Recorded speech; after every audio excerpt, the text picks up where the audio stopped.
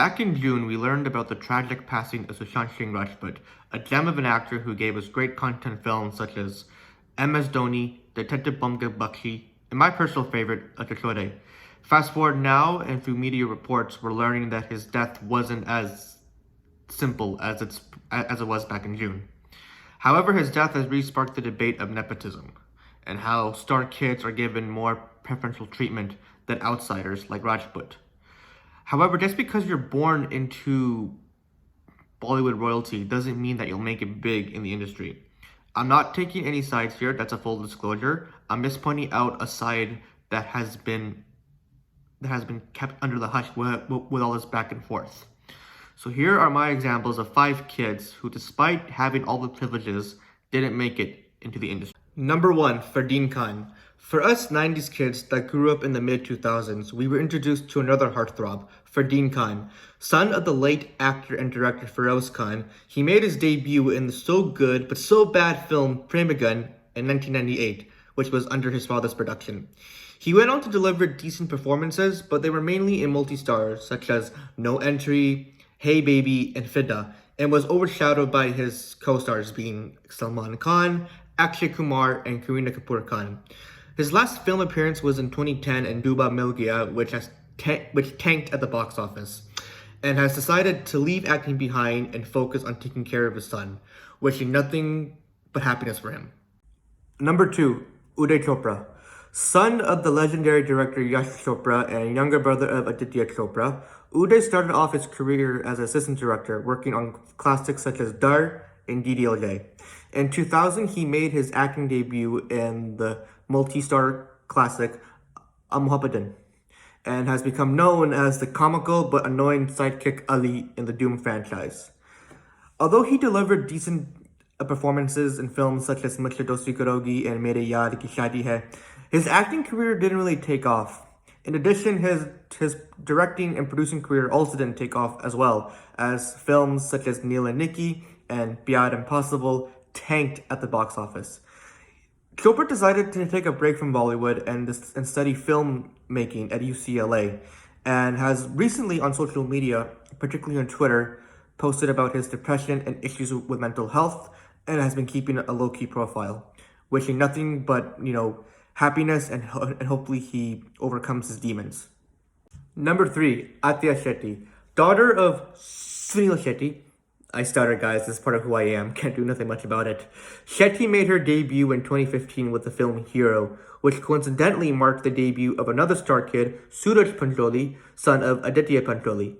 Here's an interesting fact that I need to point out. This film was being produced by one of, arguably, Bollywood's influential figures, Salman Khan. Yet, despite having that powerful asset, Hero tanked at the box office. I mean, it was just a complete mess. Athiya went on to act in below-average films and made some item number appearances, but it's safe to say that her career is on the rocks, and she's mainly keeping active via social media. As for Suraj, well, that's a different story altogether. Number 4, Tushar Kapoor. This one's debatable, but it's worth a mention. Son of Jumping Jack, aka Jitendra, and younger brother of Ekta Kapoor, TV serial royalty, Kapoor made his acting debut in 2001 with Mujhse Kuch Kehna Hai, and has mainly acted in multi-stars or flop rom-coms. Hell, he's mainly remembered as the mute Lucky from the Golmaal franchise. His acting career has been on the rocks, and has decided to follow in his sister's footsteps by setting up his own film production company called Tushar Entertainment House, and his first film that he's producing is Akshay Kumar's much-awaited film Lakshmi Bomb. Let's just pray and hope that this film does well, because I'm pretty excited to check it out. Lastly, number 5, Puru Raj Kumar. Okay, many of you who are watching are probably wondering, who the fuck is that? Son of Raj Kumar, your parents and grandparents know who he is. He's mainly remembered as the Fatwa leader in Mission Kashmir, and he only had like a 5-minute screen appearance. Like his character was forgettable, his acting career was also forgettable, and has been out of the limelight ever since. So, there you have it. 5 examples. End of discussion, right? Not exactly. Let me go onto the flip side of this debate. If you take a closer look at Bollywood, you'll observe that it lives on nepotism. In the mid 20th century, when the industry was beginning to stand on its feet, fraternities and families began to pop up, making it natural for the next generation to continue that legacy.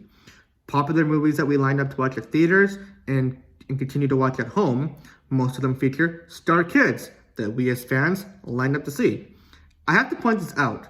Without nepotism, we wouldn't have stars such as Amir Khan, Ranbir Kapoor, Hrithik Roshan, Kareena and Kushma Kapoor, Alia Bhatt, Varun Dhawan, Kajol, Ajay Devgan, or even Salman Khan.